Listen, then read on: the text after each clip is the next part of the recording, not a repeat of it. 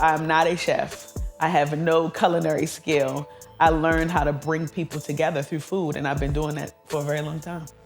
I was always a business owner. Not the one on paper, but I was always a business owner. I used to sell frozen cups where you freeze the juice in the foam cup and then you sell it. People knock on the door. I used to sell that. Outside of the parties, I used to sell McChickens. I would go to McDonald's and buy McChickens for $1 and come back and sell them for $2. I would sell anything that I could because I'm a hustler, and they used to call me Hustle Man because I literally would find ways to create things that people needed. And when I realized that I can create a need for people and I could be their supplier, I knew that there was a big win for me. And then I got a mouthpiece out of this world, so I could get people to buy anything that I'm selling, and it always worked as a kid.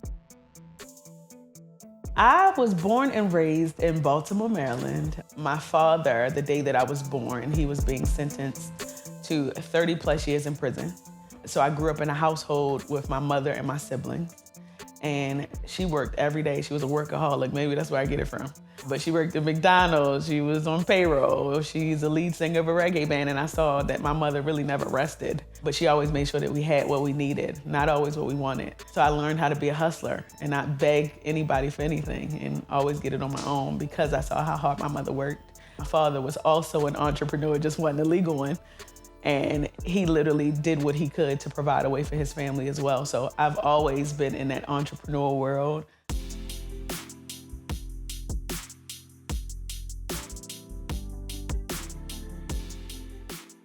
Growing up, I used to sell candy, food, everything you could think of because I just had that itch. I was 14 having high school parties, and I can remember calling rec centers and facilities acting like an adult so that I could secure the venue to have parties. And I used to bring out 1,000 people every single week that would come to my parties. And I remember counting like $4,000 on the floor with my mother every other week. And that was something that I've never seen before because here I am, I'm a teenager. I'm just getting out of my preteens. And my mother helping me to count money, making more than my mother at a young age. And I realized that entrepreneurial life is the life that I need to live, and the rest is in history.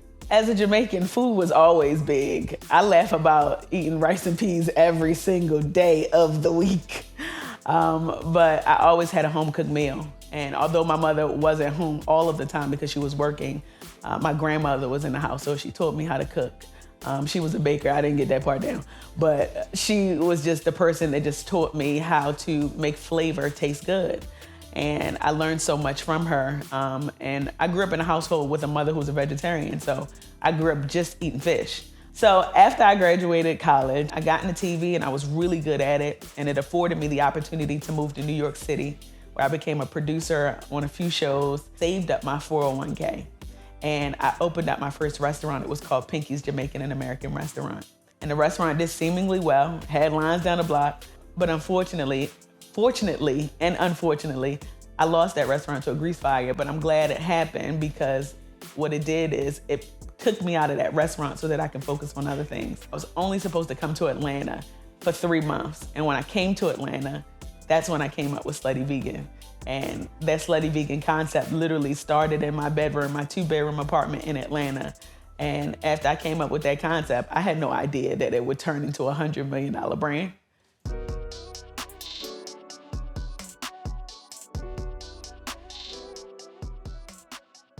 I hired like 3 chefs to come to my house to make food. The original concept was supposed to be called the Jackfruit Cafe. I was gonna make everything with jackfruit. And then the chef came to my house and it was disgusting. And I'm like, okay, well, I can't do this. So what am I gonna do? So I was working with the shared kitchen, and they recommended me a company called Impossible. And they said that there's this new company called Impossible Foods. They make vegan burgers. They taste really good. Do you wanna sample it? I'm like, sure.